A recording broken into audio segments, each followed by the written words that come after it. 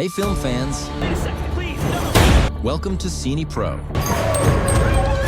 your ultimate hub for all movie recaps, from heartwarming classics to the latest blockbusters. Our movie begins with a masked man preparing a room and setting up a timer. This man starts kidnapping 9 individuals from different locations. The kidnapping incident spread, and the police are unable to determine the cause. The masked man enters the room he prepared after gathering the 9 individuals there, removes the blindfolds from their faces, and tells them that he brought them together for a specific reason. They are all connected to this reason, and their lives depend on figuring it out. If they discover the reason, they will be released, and he will call the police to inform them of their location and confess to all his crimes. He tells them he will return in 10 minutes, throws chalk on the floor in case they want to write something, presses a button to free one of their hands, activates the timer for 9 minutes, leaves, and locks the door behind him. Each of them begins trying to identify the others, asking if anyone knows why they are in the room. Everyone tries to remember what they might have done to deserve being locked in a room awaiting death. One of them admits that he is a criminal who was accused of rape, confessing to the group that he indeed committed rape.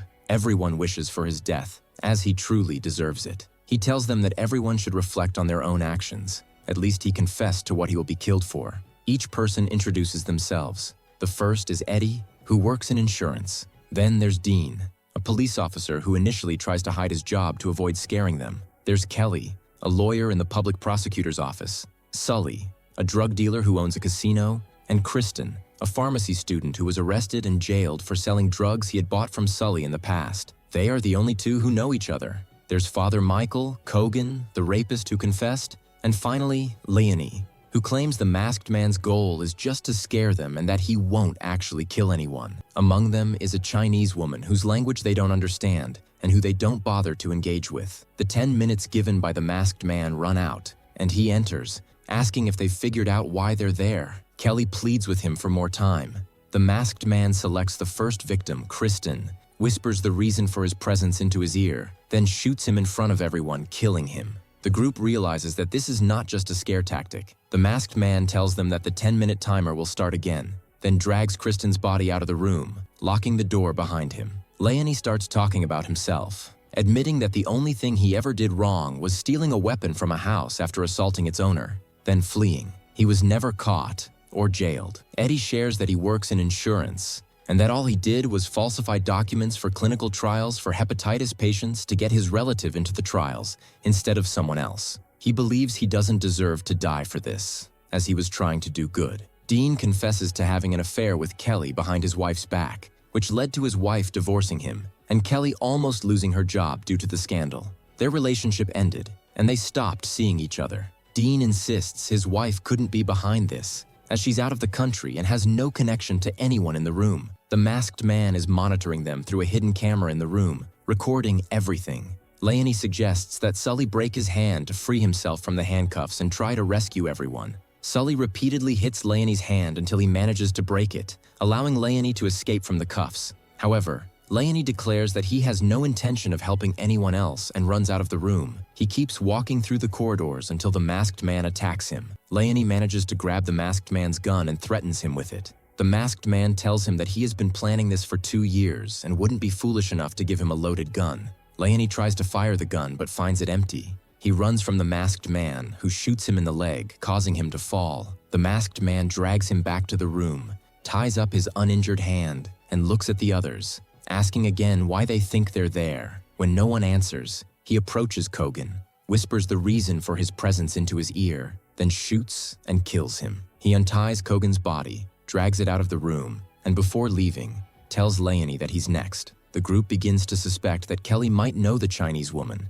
as the woman draws a face on the floor with the chalk. Kelly suddenly remembers that she was responsible for a case involving the Chinese woman named Chan, who was robbed, and identified the thief, Greeley, who was then imprisoned. They suspect they are all being held because of Greeley's imprisonment, though the others have no direct connection to him.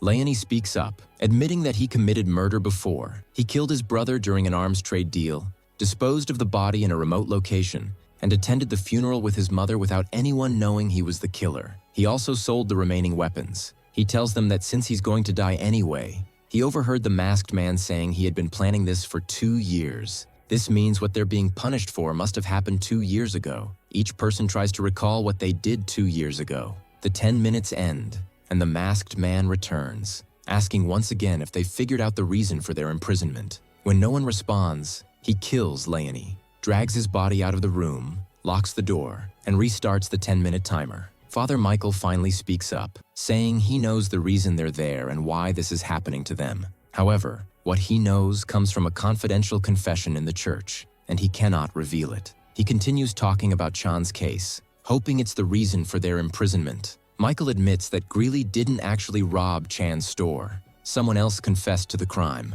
but another person was imprisoned in his place. Michael couldn't reveal this information due to the sanctity of confession. Eddie speculates that Kristen must have confessed to the crime, as he was the most religious among them, making Greeley innocent. Since Kristen owed money to Sully, he likely stole to repay his debt, making Sully complicit in Greeley's imprisonment. Dean writes everything down on the wall, trying to come up with a clear answer for the masked man. The 10 minutes run out again, and the masked man enters the room. He knows that no one has reached the answer he's waiting for. Sully tries to provoke him to kill him and end his imprisonment, but the masked man tells him that it's not his turn yet, and that Eddie is the one who will die. But before he shoots Eddie, Michael sacrifices his life and dies in his place. The masked man drags Michael's body and leaves the room. However, Kelly speaks to him, telling him that they know the reason they're imprisoned. It's because they wrongfully imprisoned Greeley and that he is Greeley. But the masked man looks at her and says he's not Greeley. He looks at her again and reiterates that he is not Greeley, explaining that he's been organizing their thoughts from the beginning. He says he got out of prison and had money, bought a gun from Leon, who was dealing in weapons, and returned it to Chan's shop before robbing it. Michael knew what happened but didn't speak about it. He adds that he, Dean, and Coogan had nothing to do with the theft. Before they could continue their conversation, the 10 minutes were up. The masked man enters again, hands a paper to Chan explaining the reason for her death, and kills her in front of them. Kelly tries to plead with the masked man to spare her, telling him her son needs her and she must return to him. The masked man tells her that her son was cared for by his nanny and then placed in a boarding school because she was too busy to take care of him. He adds that she hid her pregnancy from the boy's father before separating from him. He looks at Dean and leaves the room, and Dean realizes he is the father of her son and that she hid it from him all this time. Kelly breaks down in front of them and confesses what she did. She was forced to frame Greeley to prove herself in her position and support herself and her son, especially after her relationship with Dean was exposed. She needed to win the case at any cost, so she tampered with the evidence to incriminate Greeley and got Dean to help her without him knowing she had altered the evidence. They continue piecing together what happened to Eddie and Greeley until time runs out. The masked man enters and kills Sully because it's his turn, resetting the timer. Eddie tries to connect all the pieces, saying the whole matter started with Christian, who borrowed money from Sully and after losing it, bought a weapon from Leon and robbed Chan's shop. Chan misidentified Greeley as the culprit, and Kelly manipulated the evidence to convict him, with Dean unknowingly aiding her. After Christian confessed to Michael, Michael refused to report him. As a result, Greeley went to prison, where he met Coogan and was harmed by him. Coogan might have been sick and transmitted his illness to Greeley, which is why the masked man warned them to avoid contact with his blood, as he had a blood-transmissible disease like hepatitis. Then it's Eddie's turn, as he once decided which patients would receive a new treatment for hepatitis. Eddie likely denied Greeley treatment because he lacked insurance and had a criminal record. This ties all 9 people to Greeley's death. Their time runs out, and the masked man enters, explains to Eddie why. They're here, removes his mask, revealing himself to be Greeley's father. He tells them his son wasn't at fault for what happened to him, and his only crime was becoming part of their lives, which ruined his. He says he will release them and hopes what happened will haunt them forever. The first person Greeley's father unties is Kelly, who immediately attacks him, takes his gun, and shoots him. She tells the others she won't let anyone leave knowing her story, which could ruin her life and career. She kills Eddie, then Dean, ensuring she eliminates them all. Greeley's father stands up and tells her that before untying her, he called the police, and everything that happened has been recorded, meaning her life is already over. She shoots him in the head, then tries to escape the police before they can arrest her for the crime she committed. If you like the video, subscribe to the channel and activate the notification button so you never miss an updates. See you in the next video.